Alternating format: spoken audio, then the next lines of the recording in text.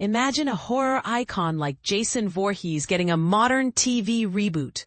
But the journey to the screen is more twisted than any Crystal Lake legend. That's the story of the new Friday the 13th series, Crystal Lake, which has been through more drama behind the scenes than any slasher film could muster. But here's where it gets controversial.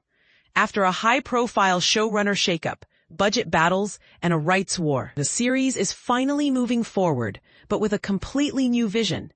And this is the part most people miss. Despite the turmoil, Crystal Lake promises to be a groundbreaking addition to the horror genre, blending nostalgia with fresh, daring storytelling. On Halloween 2022, fans were thrilled to hear that Bryan Fuller, the mastermind behind Hannibal, would helm Crystal Lake for A24 and Peacock. Fuller, along with collaborator Jim Danger Gray, was set to begin production in July 2024, with a hefty $85 million budget for an 8-episode first season. Charlize Theron was rumored for the role of Pamela Voorhees, and directors like Vincenzo Natali and Kimberly Pierce were on board. But then, things took a dark turn.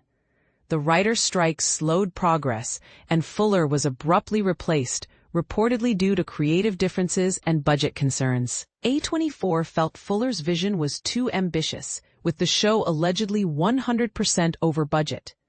Fuller's departure left fans wondering, what would Crystal Lake become without his unique touch?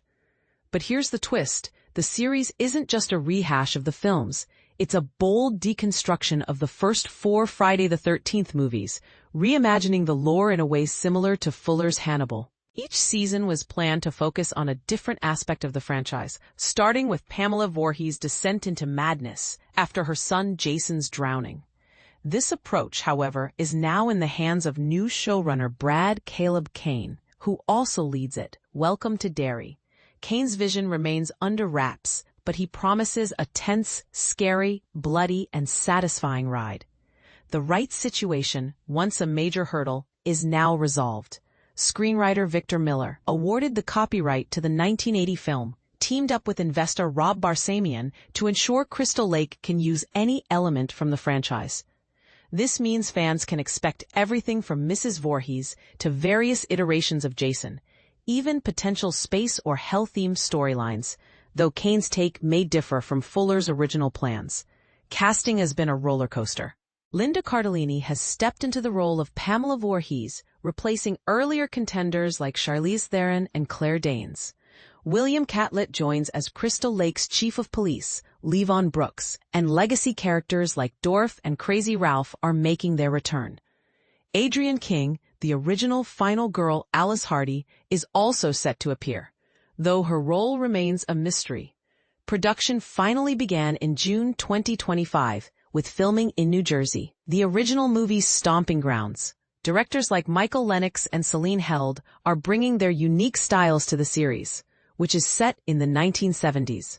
Despite wrapping filming in October, the show's premiere on Peacock is still shrouded in secrecy, with a 2026 release date rumored.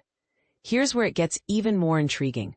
While Fuller's scripts may be shelved, his influence lingers. The think tank of writers he assembled, including Stephen Barnes and Tananarive Due, crafted a meticulously detailed storyline.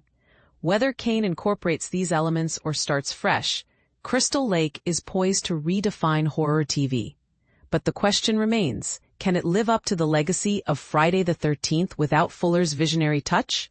As fans eagerly await the series, one thing is clear. Crystal Lake is more than just a horror show. It's a testament to the resilience of a franchise that refuses to die. But will it satisfy diehard fans, or will it drown in its own ambition? Only time will tell.